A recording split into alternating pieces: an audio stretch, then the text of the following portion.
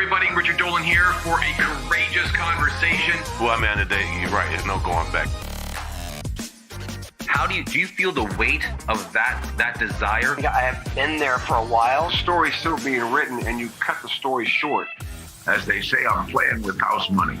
They said, neo-fascist. You can't imagine, Richard. I've heard everything now. But I'll tell you what, you ain't never buying your time back. Value your time. Once you start a courageous conversation, there ain't ever going back to an ordinary one. What's up, everybody? I'm here with the Jeff Timmons, one of my favorite human beings in the world of not just music, not just all things 98 degrees, not just an award-nominated and award-winning creative genius. But this guy is one of the most incredible, heartfelt energies I've ever met in the world. He's friendly, he's happy, he's connected, he's a family man, he's a creative man. But hey, man, you're right here with me. So Jeff, so good to see you. Richard, thanks for having me. I appreciate it. Congrats to you. I mean, I've seen all of the work that you've done online and how productive these are as well. And you're diversified and continue to have a million things going on and a ton of success. And thanks for having me. I appreciate the forum and the opportunity. And I've never been considered a creative genius. You're the first person to say that, but I'll take it. I'll take what I can get, man. Thank you. Well, hey, I set the expectations high, and it's up to you to live up to them. That's what I figured. That's right. Get the ceiling up there. We'll try to break through it. But man, so true a form of just how generous and heartfelt you are. I mean, you are truly a real deal. Not easy to find in not just the creative world, not just the music world, but in the Hollywood world, the world of creative and the world of generating new productions of all kinds. I mean, for a lot of people who are watching you, there's 100 different ways to introduce you. I chose one, which was personal for me. But how would you introduce yourself? Who is Jeff Timmons? Well, I'm from the Midwest, from Ohio. So I come from a blue collar family. My dad was an executive that always worked his way up in his business and became a very, very top level executive out of the blue collar into white collar stuff and was vice president of business. And at that same time, we have those Midwestern work ethic values and the sort of the morals that you kind of lose getting into the entertainment business. And you know that this business consists of very, very high highs and extremely low lows and everything in between. And throughout the course of the 30 years I've been blessed to be in this business, I've experienced all of those things and tried to learn as much from those experiences as possible. And I think that that's kind of led me up to some of the diversification that's taking place now in my career, some of the opportunities that I'm affording other artists and creatives and business people. And, although it was tough and it's been a grind, I think that Midwestern work ethic has enabled me to persevere. And at the same time, I've got great parents, great family, and trying to stay grounded and true to myself throughout that process has really helped me, continue to have success and to, create other opportunities, not only for myself, but for other people, it's been a fun ride. It's been like a dream for me. Hey, man, I mean, if there was ever a battle cry that was needed, if there was ever a motto on a flag that you needed to wave, the terms tough and grounded would definitely be of them. Because you're both. I mean, taking you to the time where you were the creative force and you were the catalyst behind the formation of 98 Degrees. Some would consider one of the 90s into the early 2000s greatest boy band. For you, where did that come from? Where did the idea of really doing it on your own and independent, by the way, of any other boy band makers and creators? You guys did it by yourself and by design and your design. Where did that come from? Well, look, I appreciate you knowing that. And I kind of fell into it. I come from a very small town in Ohio. It's known as a football town. I mean, there was a documentary that won a bunch of awards in the film festivals about how crazy my town is about football. So it was all football for me growing up, but I was always drawn to the arts. I mean, that was easier for me. It came easier, but it wasn't as cool. So I wanted to be a football player and transferred to this school and this college and this one. And it just didn't work out. And I kept getting, pulled back into the arts. And I wish it was some master formula that I created to start 98 Degrees, but it was as simple as being at a party. Some girls asked us to sing. We were trying to be cool. I happened to know being a lot of barbershop quartets and Boys to Men was prevalent at the time. And there was nothing like them in their harmonies. So I knew some of these arrangements. We went in a bathroom, parted out all the harmonies, went out and sang for them. And ignorance is bliss. We thought we were amazing. We got their attention. So the very next day, I was on the cusp of graduating finally. I called my parents and I said, hey, look, I just feel something strong about this opportunity. This is something that's pulling me in that direction. They'd always been a fan of my music and my theater background and all that stuff. So they encouraged me, believe it or not. My dad was always a real stickler about graduating college.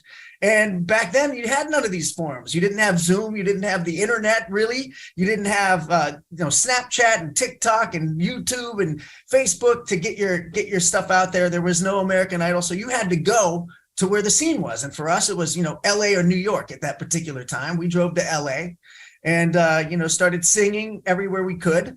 Got a little bit of notoriety locally here in LA.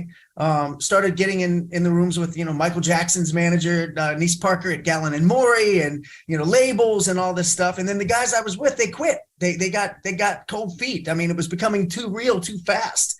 And we're from a small town, so I think that they thought that we were little fish in a big pond, which we were, and they went back to our town of Massillon in Ohio, and I stayed out here in LA, got an odd job, put ads in newspapers and all the local area entertainment publications, and interviewed guys. And it wasn't until I met a guy that went to school with Nick Lachey, who played me a tape for Nick, and I didn't even get to see him. I couldn't Google what he looked like or get on his social media. I just talked to him on the phone. I said, look, I've got these opportunities potentially with James Brown and Michael Jackson. And I kind of convinced him to migrate across country to LA. He brought his brother out. Justin came out, went to school with them, and eventually that became 98 Degrees. We modeled ourselves off of Boyz II Men. So Boyz II Men got discovered singing backstage. So we bought tickets. We scrounged up all of our money, bought tickets to a Boyz II Men concert, snuck backstage, and got discovered by Montel Jordan, who was opening up, his road manager, and then eventually, just like they did, got signed to Motown. So it was like a dream, and kind of seen it into fruition. And you couldn't write a better script. I mean, a lot of people wouldn't believe it, but after that, we kind of just got on the road, put music out, and got upstream to Universal Music, who really backed us. Had some great executives there behind us at the time. Monty Littman was a great one. He's still around, and George Jackson and the staff. It took a little convincing that we were in the same sort of demographic as Backstreet and NSYNC. They wanted to make us a really urban group. But eventually we broke and had a little bit of success, and the rest has sort of been history, so to speak. It's been a wonderful ride, amazing ride. But before I just ask the question that just bubbled up to the surface out of your enthusiastic recount of your history, which just feels like yesterday, I have to admit, it feels like yesterday. I have to just underscore your love, your respect, and admiration for your parents and the role they played. And just because I know you a little bit, and I'm so grateful and blessed to call you at least a colleague, if not a friend. It probably says a lot of why and how you're such a great parent, that you come from great parents. And I just want to underline that part, that it sounds like you had such great support from mom and dad, in spite of his academic aspirations for you, or at least his qualification, at least graduate. But man, I just got to just underscore that. So great to hear how great your parents were in your pursuits. Yeah, they were instrumental in getting behind me, which I didn't expect, right? I mean, calling them at 12 o'clock at night from a dorm party and telling them I'm dropping out of school after they supported me in that respect for so many years. But they said, hey, look, my dad said, hey, you know what, Jeff, go out there. You can always go back to school, but you can't always pursue this really lofty goal that you have. So they were a great source of encouragement for me. And yeah, absolutely. And the way they raised us, I mean, we had everything as kids. I mean, we were spoiled, but they also made sure that we treated people with respect, made sure that we represented ourselves and our family with integrity. And all of those things are applications for what we do, in this business, because it is a business filled with sharks and people that, might not necessarily have the talent of getting out there and performing, but have a talent. And, there are a lot of grifters in the business and things of that nature. So what we wanted to do was sort of, bring some realness to the industry, and hopefully, and look, I'd love to think I'm one of the most talented guys in the world, but certainly it's a competitive landscape out there in entertainment. But I think that the reason that not only myself, but my group has been able to stay around for 3 decades is because we've made great relationships, real relationships, not just relationships you have to gain something other than having friendship, legitimately caring about folks in the industry and what they're going through, calling them up, not for a favor, not to play my song or not to give me a spot on a television show, but just, hey, how are you?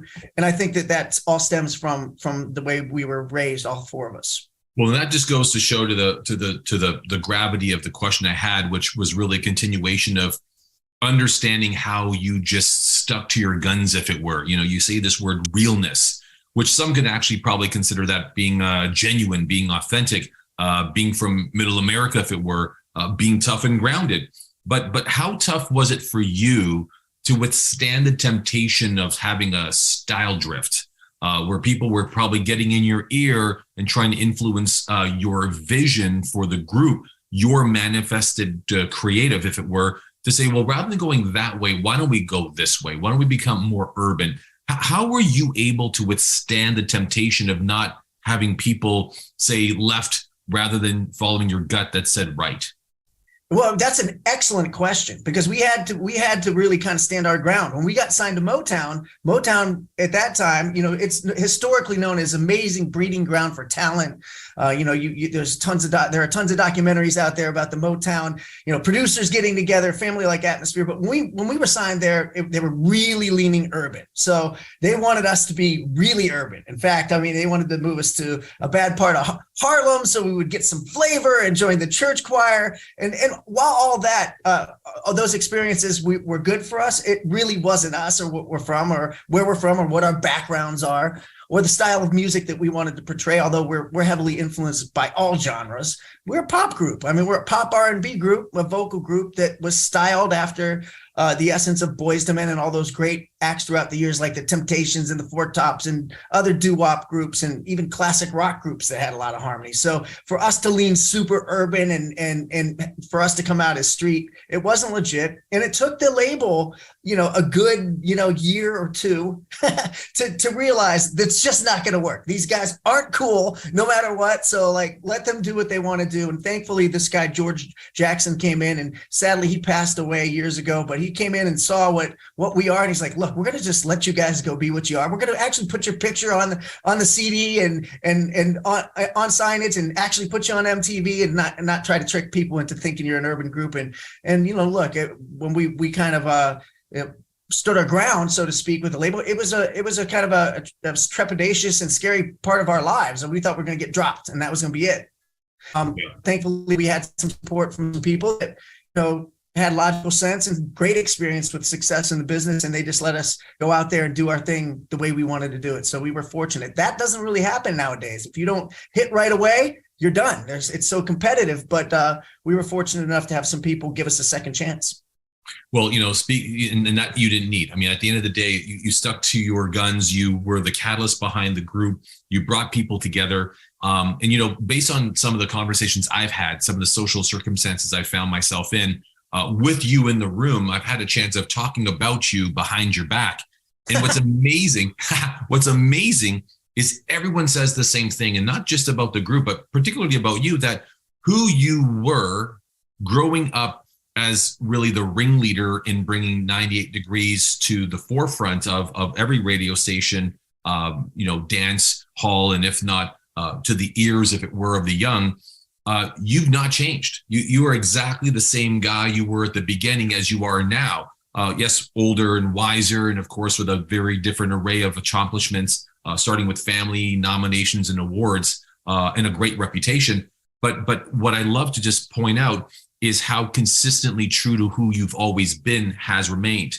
How hard is that to do in show business overall, given all the people you've collaborated with and you've seen that started from the bottom and now they're here, and they've started out of obscurity and now they're a somebody?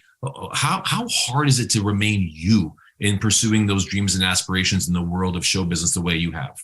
Well, first of all, I'm thankful that's the word out there, right? That I have that sort of reputation. I mean, I kind of pride myself on my word, my reputation, and certainly, hopefully, being a personable person that cares about other people's success. So I'm thrilled that you've heard that. But as far as staying true to myself, I don't think we would have been able to do it had we not seen the proof in the model, right? So we stayed true to ourselves. We didn't become an urban group. We didn't go super R&B and street. And then we saw what the results were what resulted from that. And that was worldwide success, right? And selling a lot of records. So any of those times, and those temptations are always there, as, throughout the years, when you're in the business this long, there are temptations to people always say reinvent. That's a big buzzword. You rebrand, and there are certain truths to that, taking new experiences and new networks and sort of applying, some of the successful methodology to those different genres is true, but reinventing yourself to be something you're not, we kind of shy away from that. I think that is that's a short-lived lifespan. You can take the low-hanging fruit and do something for a quick paycheck or, for a quick press hit to make yourself relevant. But for us, it's always been a long-term thing. It's long-term vision, long-term goal, patience, self-belief, trust, faith. All of those things kind of come into play when you do anything, not just entertainment. It just seems super accelerated in entertainment because, there's always someone looking over your shoulder or always the next hot thing. But it's with any business. I think you got to apply that. No, and I agree. And I love that you brought up that word reinventing. I mean, just before we discussed this conversation and interview approach, we talked about the fact that reinvention is a bit different from recreation.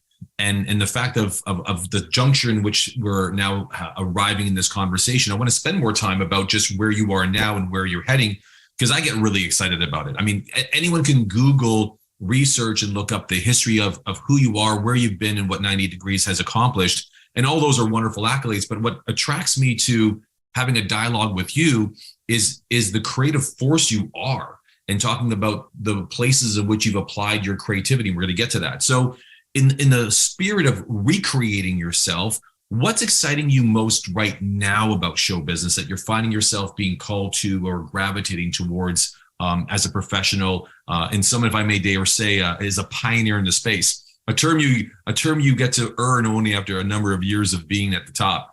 But tell me. You're using some amazing words, man, and certainly I'm humbled and thrilled that you think those apply to myself and my career and the things I'm doing with other folks. But look, it's a great time right now. It's exciting to me that you have so many forums to release content and cater to your fans and create new fan bases. I mean, this technology, I can't imagine if we had it when we were younger, but I also can't imagine if we had it when we were younger. It might have been too much for us that, as we were going through the growth and trying to take all this stimulus in and the ups and downs and the people surrounding us in the business. I don't know if we're pretty level-headed guys. We're all from Ohio, but I don't know if we had all these things at our disposal, if we would have made all the right decisions, right? So, I've been fortunate enough to go then behind the scenes for several years, watch other people make a bunch of mistakes utilizing all these forms and go, okay, this is how you can use this. And what's interesting to me is, not only the technology that's available to create new things and let people identify with you in different ways other than they know you for, but there have been other pioneers, so to speak, that have diversified themselves and let you know you don't just have to be a singer or a rapper. You can also be an entrepreneur that invests in clothing lines, or a filmmaker, or create television shows, or a music supervisor, or a consultant, or getting into tech yourself, diversifying yourself. And there have been leaders out there in the business that have transcended, like the Jay-Z's of the world. And I know Kanye gets a bad rap, but he's a brilliant guy. And Ryan Seacrest is all over the place doing many, many different things, producing cheap TV shows behind the scenes as much as he is up front. And because of these mediums that exist, people go, oh, yeah, these aren't just one-trick ponies. These are guys that are out there hustling, using their business acumen, their instincts, and their experience to have success in different areas. Well, and there's other examples too of those who do, in fact, truly reinvent themselves. I mean, the one that comes to mind as you're citing some really great, legendary and iconic hip hop artists like the Jay-Z's of the world. I mean, Sean Puffy Combs is more a businessman than he is an artist. That's the way I experience him. Or Russell Simmons, who's now a yogi. I mean, he's really, truly in a spiritual gangster who was the former founder of Def Jam Records. And so there is such a thing as hitting a different stage that creates a different state that then produces a different science for people, where the way the world experiences them is, well, quite different. But for you, it just feels that the speed in which you're moving at and the the utility that you've become in the world of show business. And I just use it loosely because show business involves now, short film, documentary, biopics, film, television series, and of course, music and the like. In that ecosystem, what is now getting a lot more of your attention, love, and energy, Jeff? Well, I like the ability for the fan engagement. For us, it was always fan engagement. We weren't as big as, although we're mentioned in the same breath as Backstreet and NSYNC, and thank God, because they're legends and worldwide phenomenons, and still are today. I mean, we're thrilled to be in that lane with them. We didn't sell as many albums as they did. We didn't have quite the same machine that they did. So I think that, what we learned, the bread and butter for us, was always the secondary markets, the tertiary markets, not necessarily. And we were big in the big markets, but those other markets like the Evansvilles and the Poughkeepsies and some of the smaller markets, we would go in there and just treat the fans as if they were the same in each city, right? And those became, sort of the groundswell of support for 98 Degrees, because again, no social media. So we were all into grassroots. So the fan engagement stuff's very attractive to me. And I think that, our meet and greets, we do as well with meet and greets as we do with, if not more, the personal stuff than we do with tickets, right? And we do pretty well there. So, I think that, the tools like this, and, there are versions of Patreon out there where you can engage and monetize content and be one-on-one with fans and do experiential things like cruises, and all of those things excite me with regards to, kind of furthering our career on the music side of things. And then just technology in general, being able to create content, short form content. I mean, YouTube shorts are now a big thing, and TikTok's massive, and, getting the data on your fans so you can curate your music to appeal more to your fan base that has a thirst for what you're doing. I mean, technology is probably as exciting as getting up on stage, if not more. I've been trying to get behind the scenes for years and years and years, because there's always that sort of, funny thing that I get nervous before everything I do. I get nervous before a podcast. I get nervous before performing for 3 people or 3 million people. So there's always that nerve, the factor with me that I'm like, I just want to be behind the scenes. But I get a thorough enjoyment out of performing. But I'm really interested and fascinated in utilizing all the tools that are out there to give somebody else a chance, give them a chance to be creative and get better as a creator myself. No, first of all, I love that you admitted that you get nervous. For me, 3 people. Or 3 million people. I mean, that's again back to you being real. That's a part of your realness. And I want to talk more about the fan engagement, but before I do, I want to just go back to a statement you made, which was a very insightful one into just maybe the entrepreneurial side of you as an artist. You mentioned that you weren't as big as commercially as NSYNC and Backstreet Boys. Now, if let's just say that, based on the way in which you measure that to be true, whether it's album sales and tickets sold or fan engagement, if there was such a tool then to in fact understand that, what made them different as a marketing machine? What were they doing that you feel that maybe you weren't doing? Just talking business, talking shop, because the sounds were similar. They were both incredible. And right now with mixtape tours and throwback to the 90s, I mean, you guys are on the same stage inside the same genre of music. So what did they do that you guys didn't do? Well, a couple of things. One, they were marketed a lot more. So, they had a head start on us. We came out at the same time as Backstreet, but again, Motown thought it would be a good idea. And certainly, it was a philosophy of theirs and a marketing strategy to not put us on magazines and not put us on the CDs. So not put our imagery out there so people didn't know what we looked like, for one. So as you know, it's image first, right? It's being out there. Images first, right? People see you first. That's what they look at. So they look to see what you look like first. Then it's, marketing, right? And promotion. And then it's, talent's in there somewhere, a little down the line, unfortunately, too far.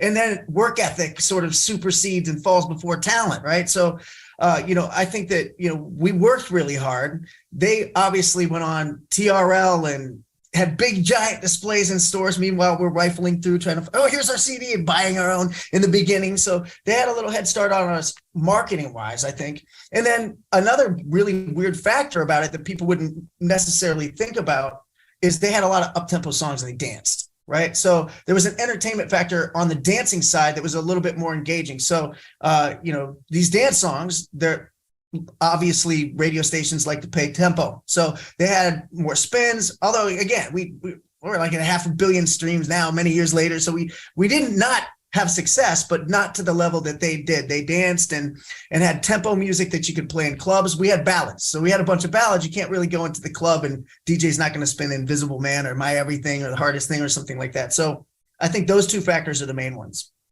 If you were able to make a course adjustment for yourself and the band, is there any particular one, if any at all, that stand out for you that you would have corrected or had gone left rather than right?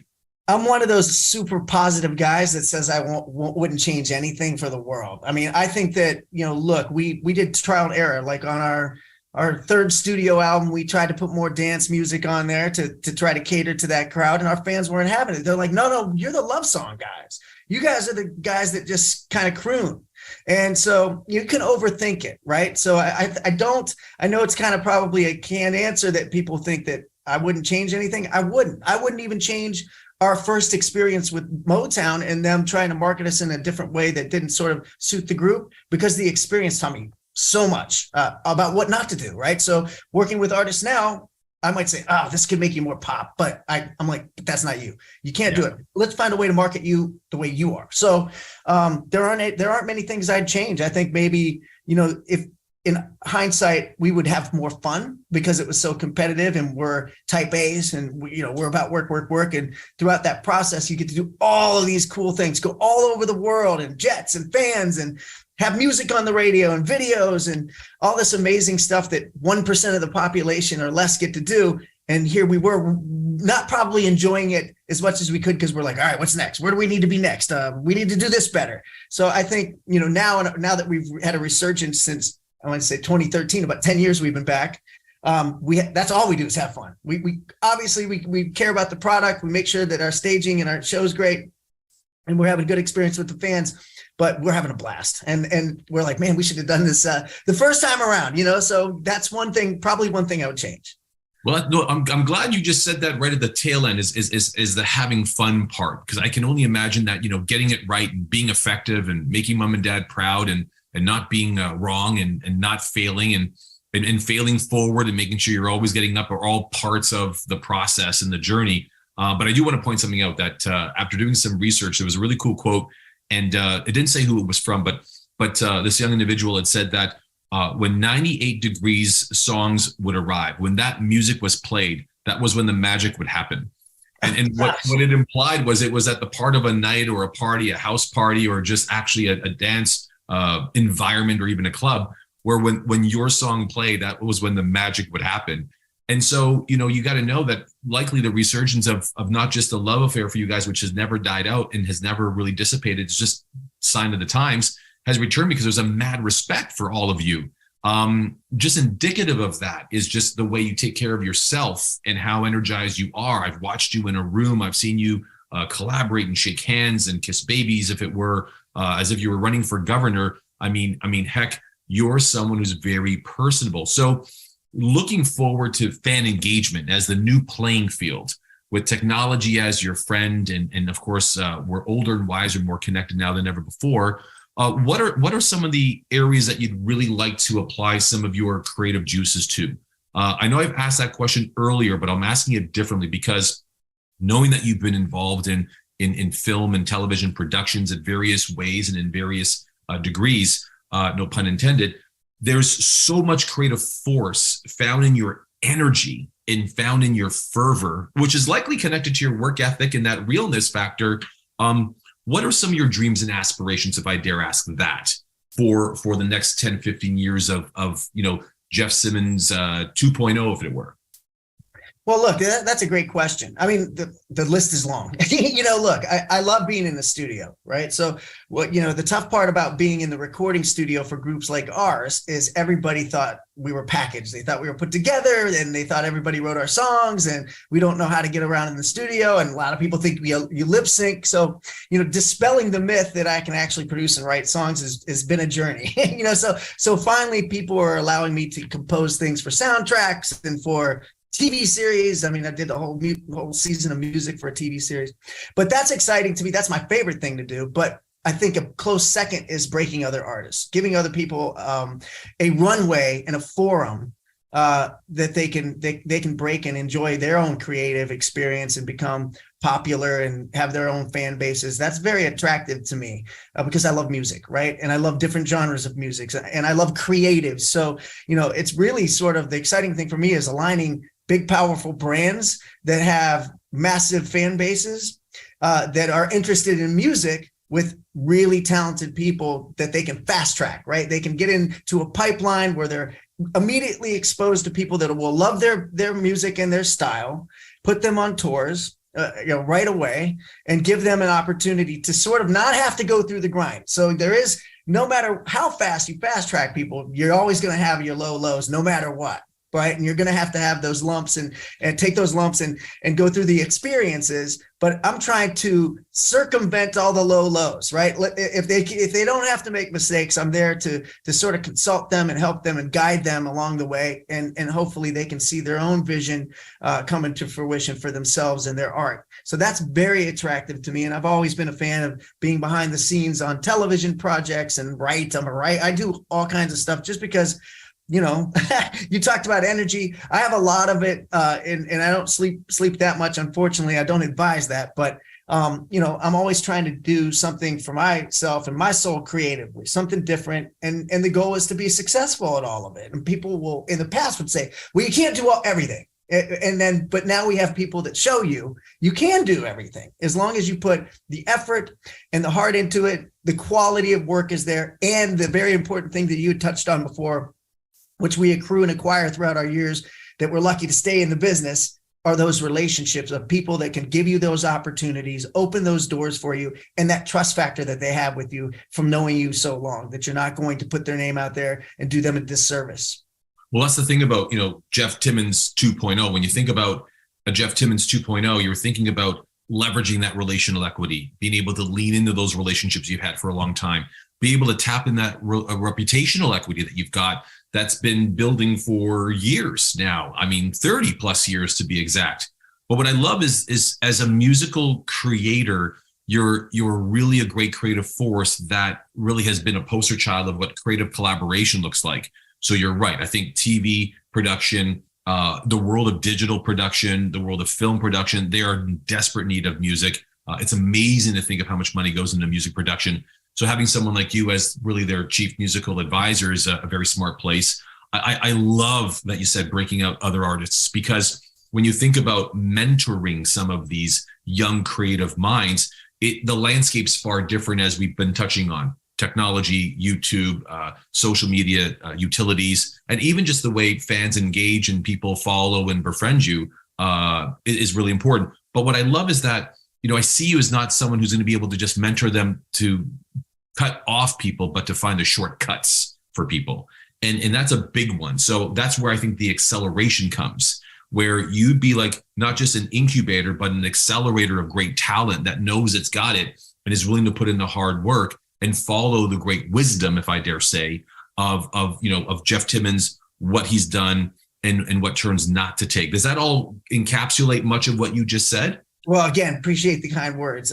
Yeah, I mean, look, I think the thing for me is it's about team. It's about assembling a team too. So outside of maybe getting an opportunity to get on a big tour right away, get some exposure, it's assembling the team. For us, for years and years and years, we didn't have the right team.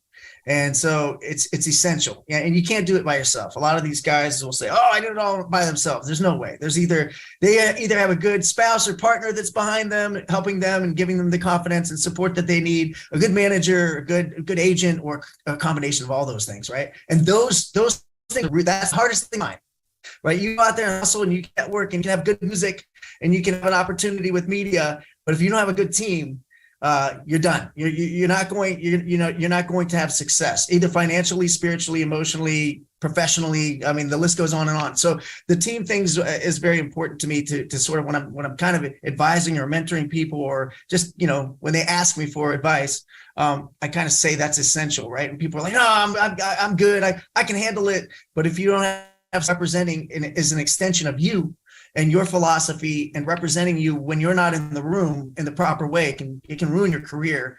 And then getting back to the social and digital aspects of what you're talking about, these forums that are so brilliant and amazing, like TikTok and YouTube and all that, those are breeding celebrities, but they're not really breeding stars.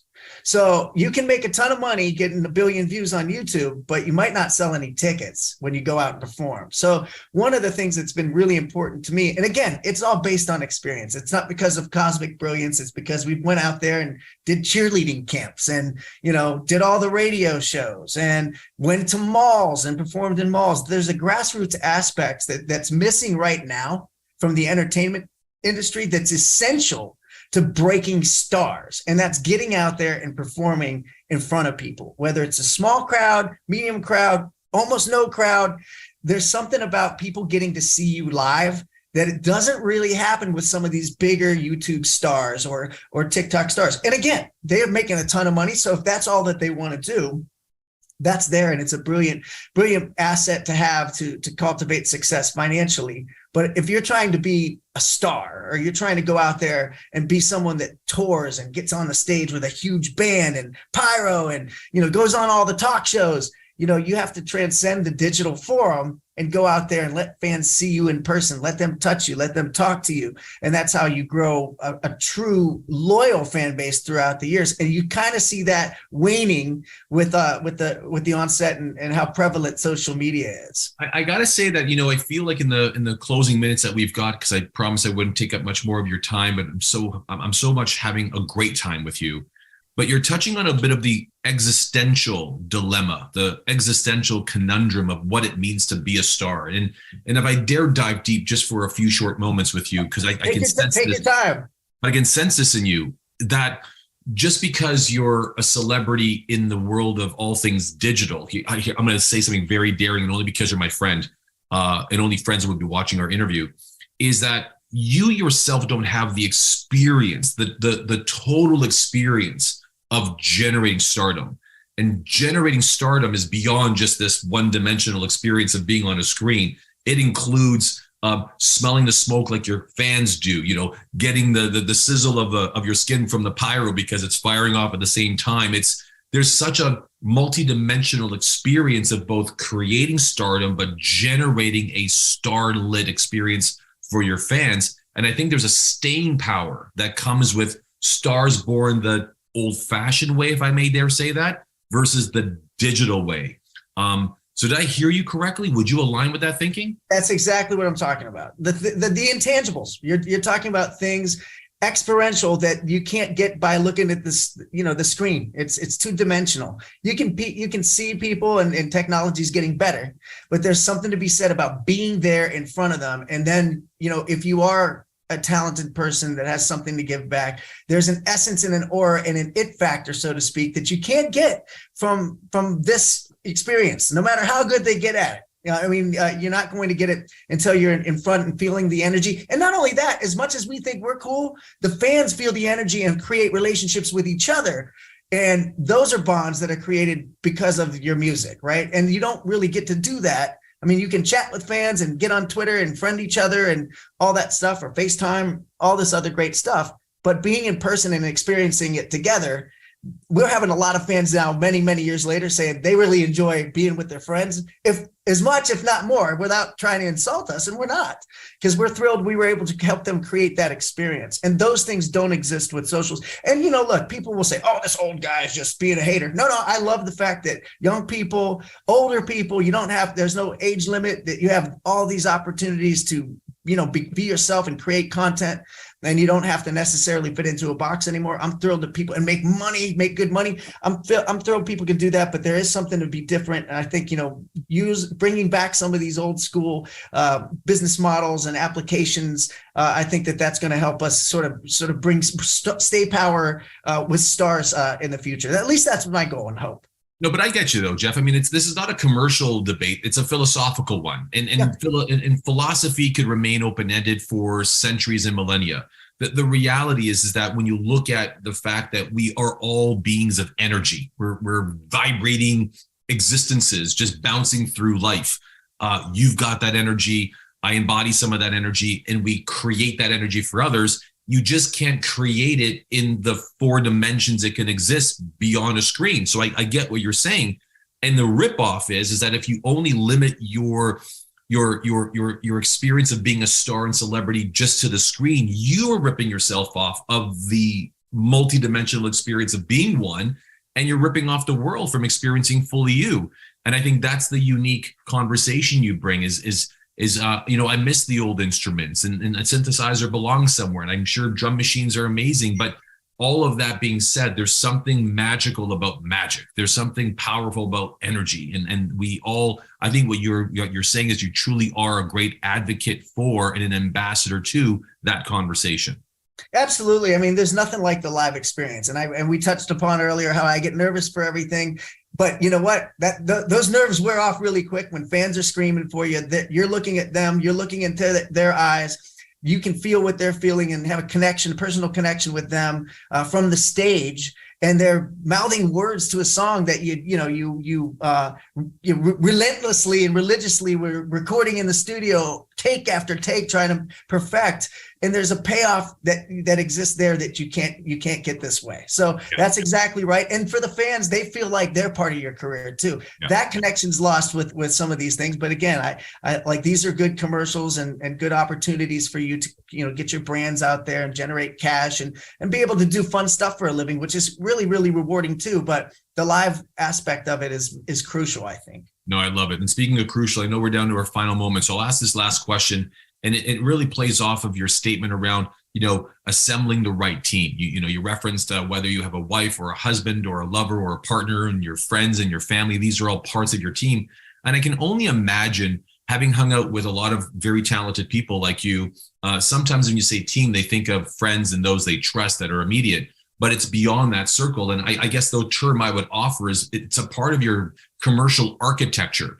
And your commercial architecture includes a manager and advisors and professional colleagues, which I am to you as an example. That architecture must be damn good for you because, just look at you. You're a great byproduct, a physical phenomenon where, you're not washed up. You're not like, hey, Rich, it's just good to be here. You're not low energy. You're the same dude you've always been for as long as I've known of you. I haven't had the privilege of knowing you for your entire duration of your career, but I'm damn proud and blessed to know you for the next best part of your career. Tell me about the architecture that supports you. I know it's part team, but what are the most important parts of it that keeps you healthy, keeps you obviously fit, smiling, blessed, magical, loving, accepting, faithful? Tell me about that architecture.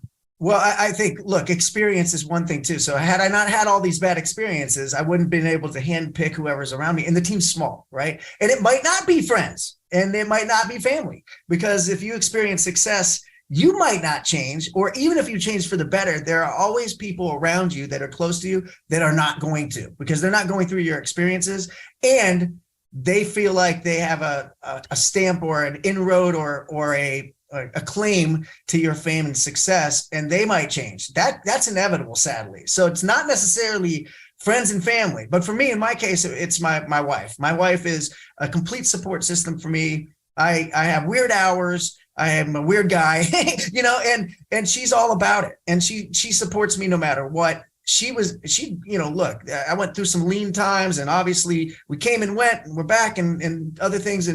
But my wife has always been there for me. So without that, I don't think I could do anything. And then it's just finding people you trust. It could be one person. It could be a friend. It could be a brain trust. It could be somebody that's ultra successful.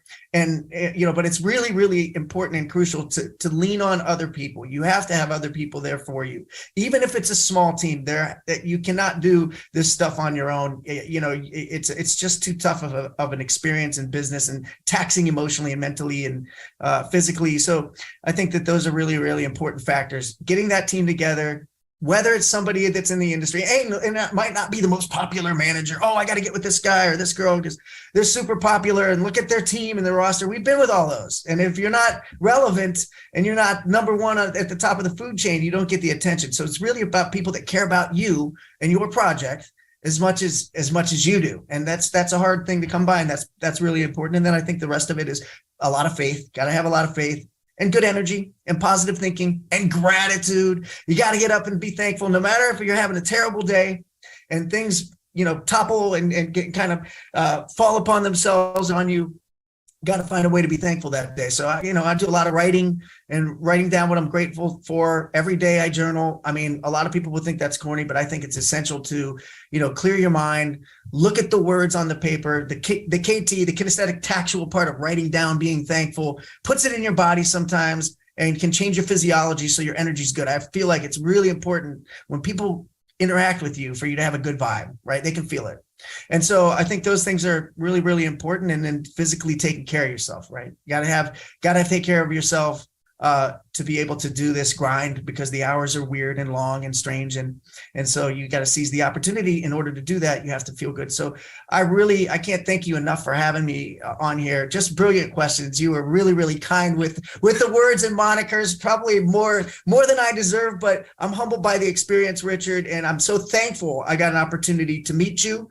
And I hope that we can stay in touch and do more things together. I really am thankful for the interview. You're so good at this. It's great. Oh man, I appreciate those kind words. They're all true. I won't correct you on any of them. But I'll tell you the truth. It's easy to be effective in a conversation with someone you admire. It's really easy to truly appreciate someone's music, but know the man behind it is just equally as magical. I've been, as you know, very committed to this next chapter in your life. This conversation is just the beginning. It marks the beginning of a new chapter for me as I relate to you. So thank you for trusting me. Thank you for leaning in, trusting your heart, trusting my words, and having us here to mark the occasion called Let's Get Epic. So Jeff, listen, grateful for your time, grateful for your friendship, and more importantly, I'm so excited to see what comes next for you, because I'm sure it's going to be nothing short from the lightning bolt you always are, and always can be counted on being. So grateful to you. God bless the family, the wife, and everyone else that gives up a piece of you to be with someone like me today. I'm grateful for them. I'm so appreciative of this, Richard. Thank you so much. Have a great rest of your day. And this made my day. And it's just starting, so I appreciate the energy and vibe. Thank you. All right, man. Be well, bud. Thanks.